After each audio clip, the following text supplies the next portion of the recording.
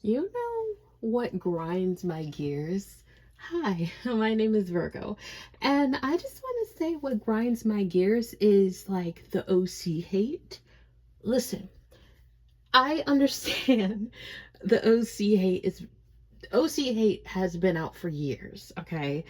Um I get that some people go overboard with their OCs. Trust me, I know. I've seen it.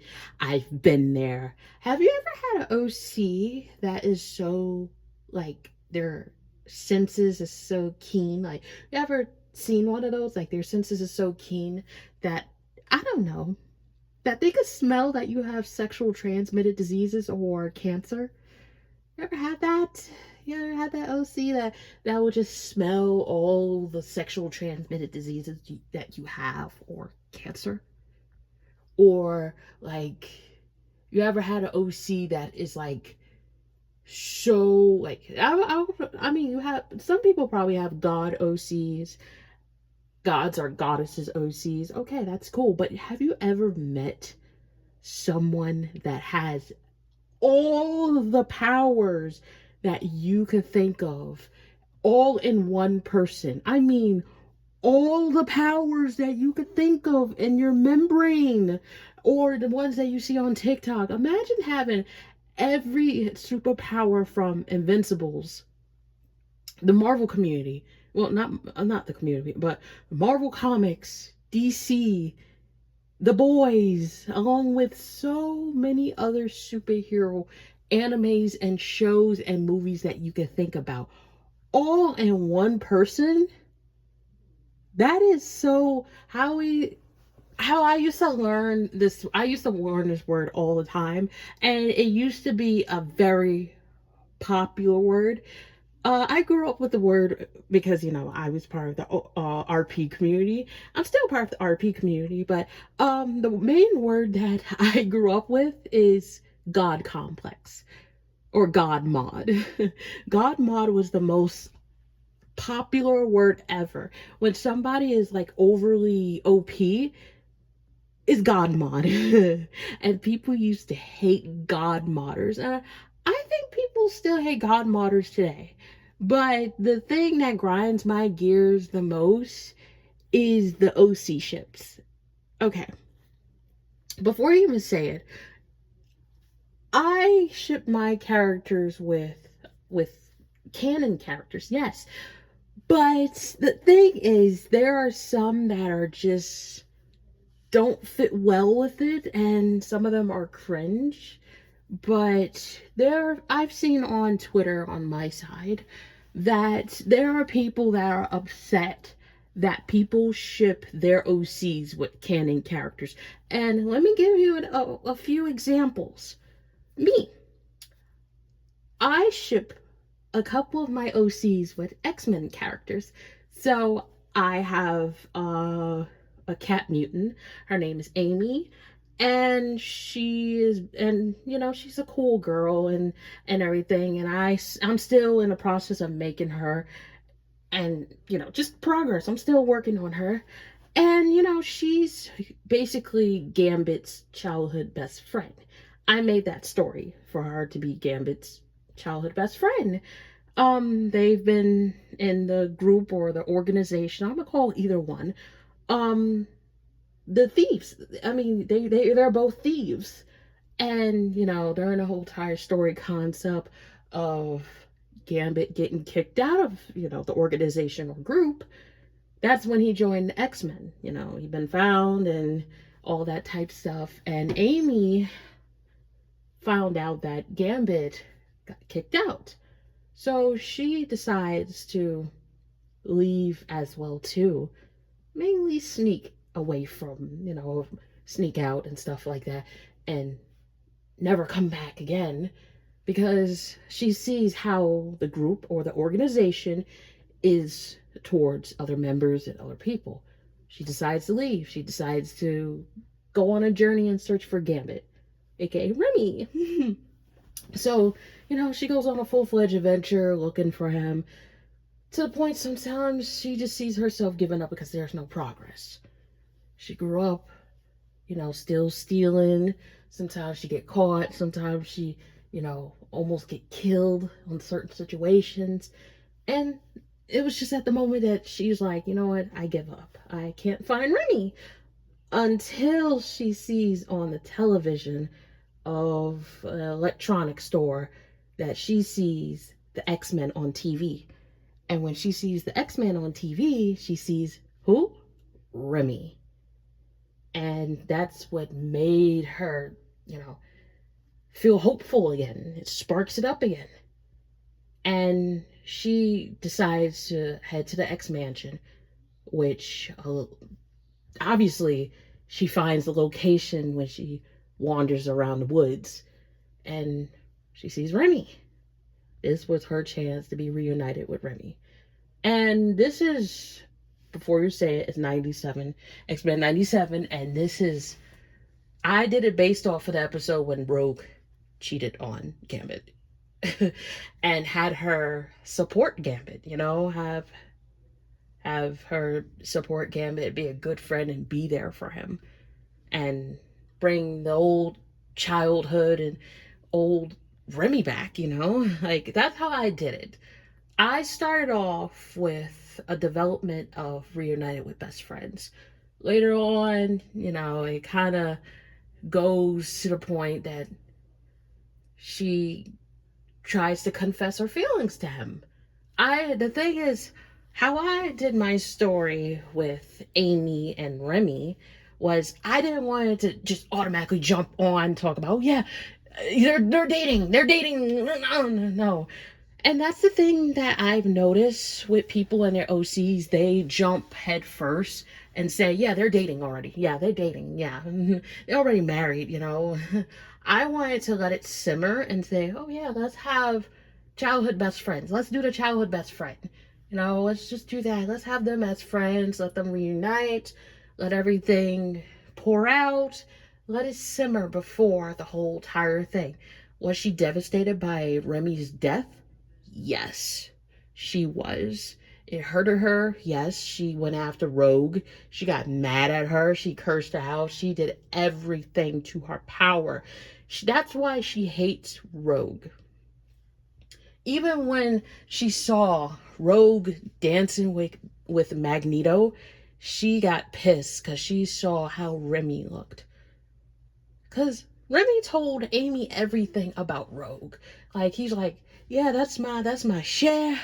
She my everything. She gambits everything. And I love I don't think how it is. Oh yeah. Gambit loves Rogue. But it's just Rogue doesn't love Gambit no more. And it was just like it was just so heartbroken. Listen, I was writing this story, this whole entire concept, and it made me cry because I used a scene from 97. I used these scenes from 97. I was crying while writing this shit, and I'm like, oh, that hurt me so much. It really does hurt me to see Gambit like this. Like, ugh. And then ship number 2. My dragon OC, one of my dragon OCs, which is the punk rocker Lori. She has what is it? Okay, so I ship Lori with Scott. Yes, Scott Summers. And a lot of people would be like, oh yeah, but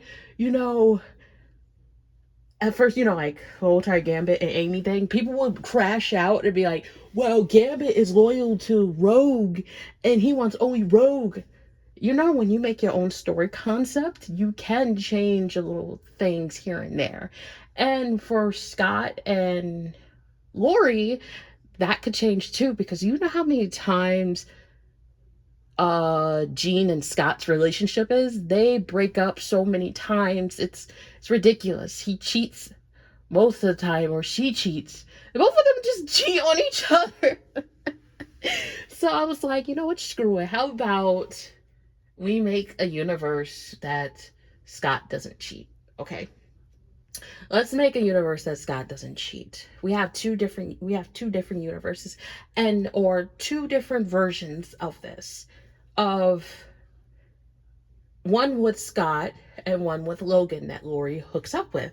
She either hooks up with either Scott or Logan, and I made 2 versions of it. And the thing is, everybody was like, why would you do that? Because, Scott has a child with Madeline Pryor, so. And not only that, Scott has a thing for psychic girls, like telekinetic girls? Yeah, telekinetic girls, not dragons.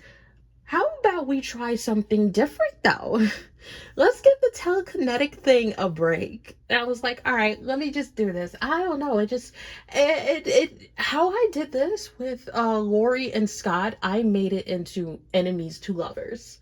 Because Scott and Lori, they just have beef with each other most of the time. And they always want to start shit with each other. Same with Logan and Lori. Okay.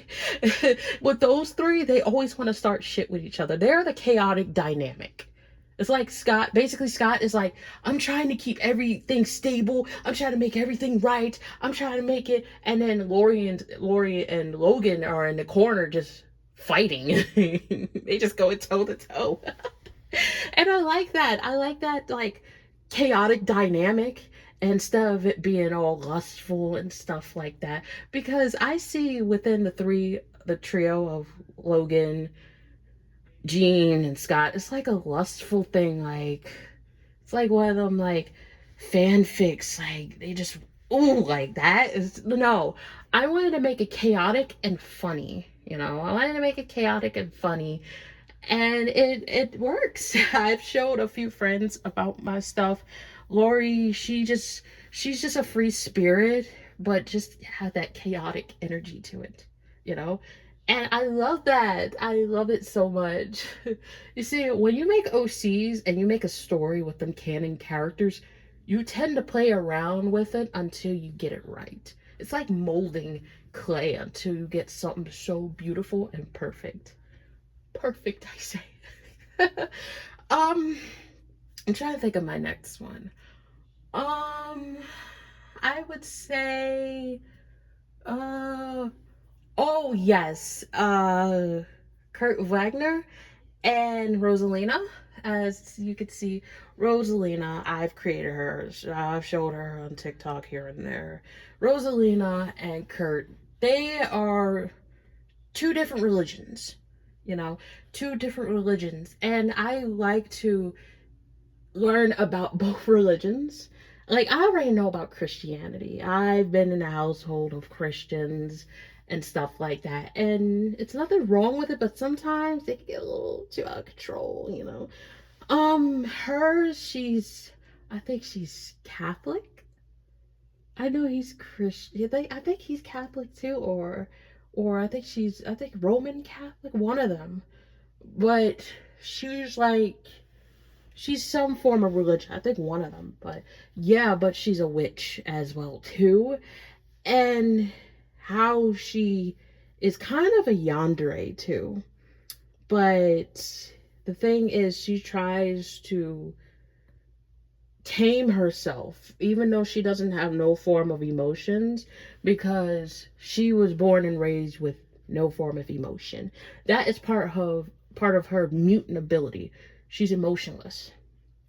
Her ability involves shadow manipulations, and her conscience within her, like, emotions and everything is within those shadows.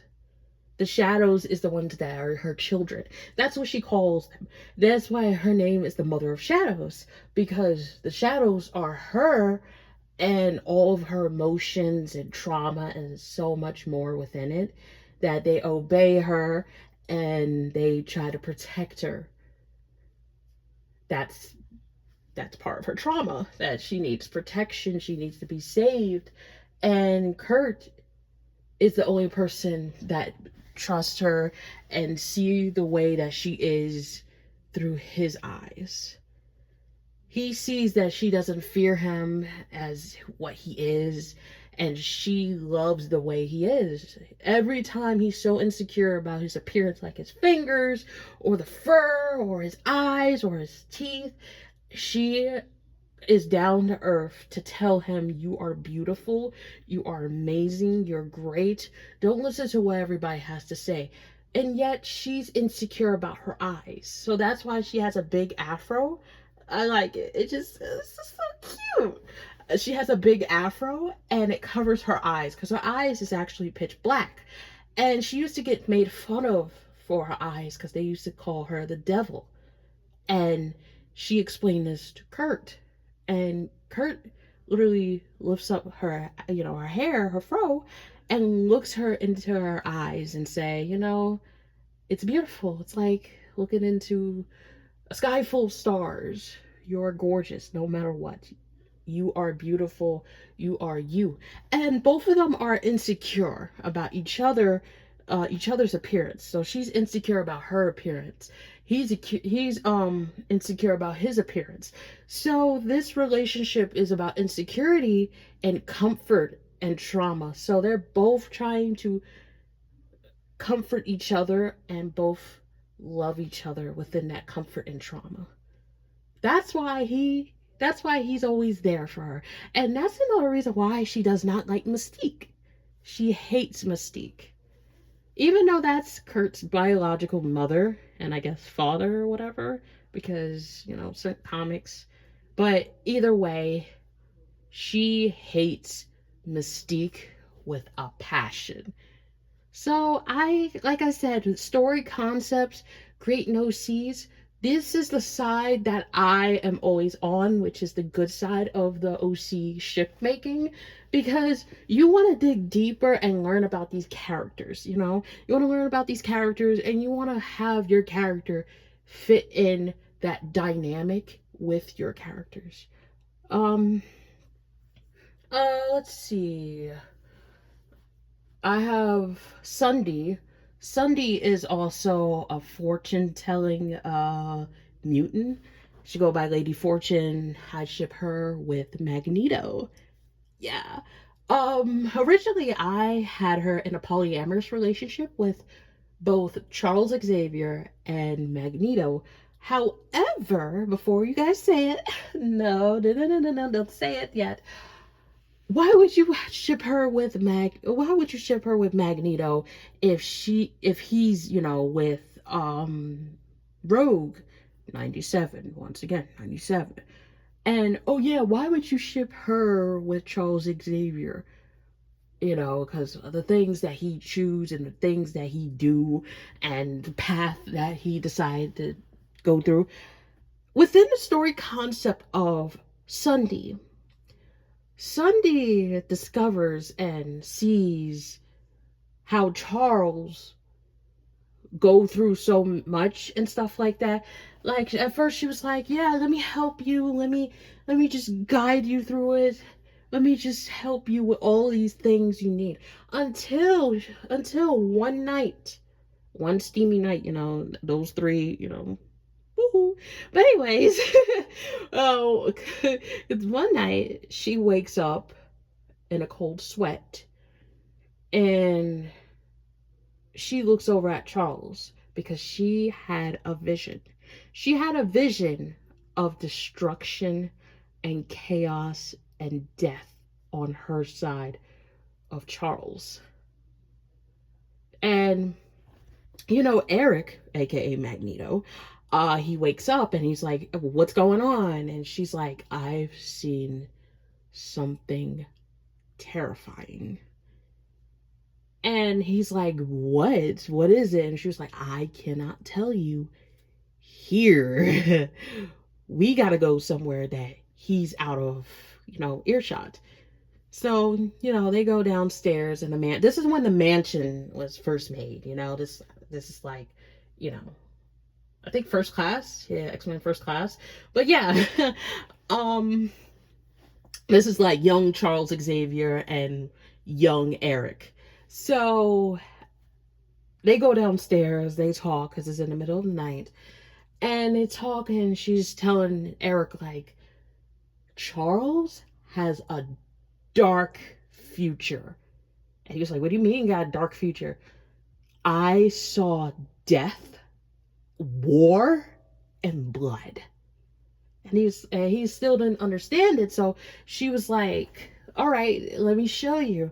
Because she has a crystal ball that she carries to show the future. She's like, a fortune teller, gypsy, like a fortune teller. And she carries a crystal ball with her. And the crystal ball magically, not magically, but it reveals a lot of things, you know, within a person. She could look at them and see, like, hey, you're going to be a millionaire in the future. Hey, you're going to have kids and you're going to be a happy person. You're going to be the most happiest person on earth. You're going to be married, beautiful kids, beautiful house. Oh, you're going to get fired from your job. But however, you're going to sue the job for whatever they did to you. So Sunday hands Eric the crystal ball that she was gifted with by her grandmother, because the mutant war, it happened in her country. She's from India, so there was a mutant war that happened in India where there was a lot of mutants going on, a lot of mutants happening, and a lot of them was getting slaughtered. Her mother was the original Lady Fortune, and they killed her because they found out that she was telling too much, and she was trying to warn her village to let them know, like, hey, there's something bad coming, and it is really bad. And nobody in the village believed in her until the slaughter. Yeah. And she was the only one that was alive, and she was taken in by her grandmother. Her grandmother found her because her grandmother worked for the police task force, and she found her in the arms of her mother, bloody. So yeah, tragic, sad story time. Yeah, but anyways, Eric touched the crystal ball. He looked at the vision that she saw within Charles, and he's like, if this is true, we got to stop Charles.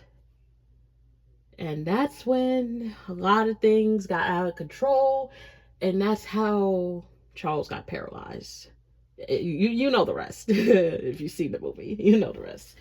And then later on, her and Charles had an argument about how the world is not going to accept mutants, and how humans treat mutants differently, treat them really bad. And she's like, we gotta do something about it. Like, we for real gotta do something. And he's not listening. So he's like, yeah, we can make the world a better place. We just gotta have them understand, the Charles Xavier mindset. So she's like, you know what? If you feel that way, I'm done. I'm leaving. Me and you are done. I'm going with Eric. And he was like, Eric? Really? He's the one that caused all this and all this stuff. And she's like, well, when I see in Eric, I see something beautiful, which is Genosha. Yes. That's when she sees Genosha, the island, the island for all mutants. And she was explaining, like, yeah, this is all gonna happen. This is gonna be great. This is gonna be awesome. Like, we need our own land. We need something. Like, all this is out of control. Like, we need to be having our own world. We need our own land. Like, we can't sit here forever and have mutants being gunned down and killed because you're trying to make peace. So yeah, I made that story concept. Like, I was just cooking in that kitchen, bro. Like, whoo. But yeah, I was cooking. I was for real cooking on all this. And I made a lot of other OCs, a lot of other stories that I made, and they turned out so well. Like, I made fan art. I'm trying to make more. I'm trying to be more active on TikTok again and post up more OC funny pictures, probably some lore or something. But I also want to do some audios of my OCs as well too. Like, it's just so much. But the thing is, like, I'm like, okay, I was thinking about it today. I was like, hey, I think I should make some, like, OC lore audios. But I'm like, at the same time, I don't think anybody cares. But I'm like, It's tempting. It's really tempting to do. So I might do it on my first channel. I might do it. Why not? So yeah, I mean, the OC shipping lore community, they do cook. Like these examples that I gave you, I cooked in that, and a lot of people do. It's just some people make it worse for other people by making it really cringy, like shipping yourself with Miguel O'Hara or shipping your OCs with Miguel O'Hara. I've done it, yes. But I somewhat came with lore and decided to come up with something better than just saying, I'm married to Miguel O'Hara and we have 4 kids and he used me as his little personal toy, if you know what I mean. No, no. No. I even did that with Miles Morales. I did it with Miles 42. I did it with Hobie. I did it with so many spider people that I came up with lore for them that would make sense instead of saying, yeah, well, I'm sleeping with them. And not only that, I am doing some no things to them. No. I come up with lore. And before I end this video, if you want to make lore and ship your characters with canon characters, come up with a story concept. Come up with a story concept. Come up with something good. I don't care if you brainstorm. Come up with something good. Instead of just saying, well, I think the character was just so attracted to the character. I think that they would just have babies with them and get married and have hanky-panky time all the time, you know? Like, I like how I did my OC with Bucky Barnes, okay? And I came up with lore for her. They're both traumatic people. They're both through trauma. They went through trauma. They're both broken. So like, come on, you gotta have a match. And not only that, they have a love-hate relationship, so they're enemies to lovers. So yeah, like there's a lot of people that just don't want to make lore anymore. They just want their character to get cracked, or they want to get cracked by that canon character. It's not always about the crack, okay? It's not always about getting cracked.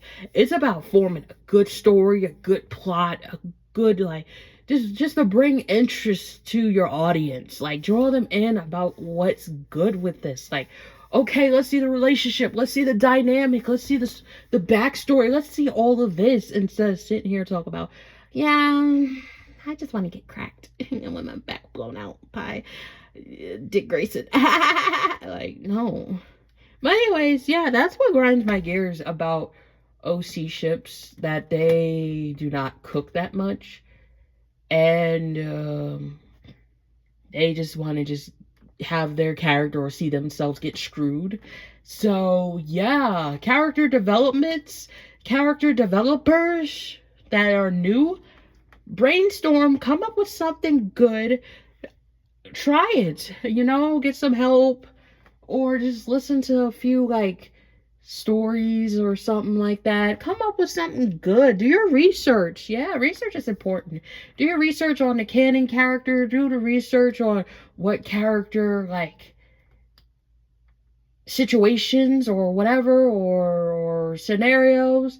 Do that. Do your research, and you will learn that you will come up with a good story for your character. And they don't always have to be shipped. Like, they could be friends or enemies or something like that, or just strangers to each other. But listen, come up with a good story though.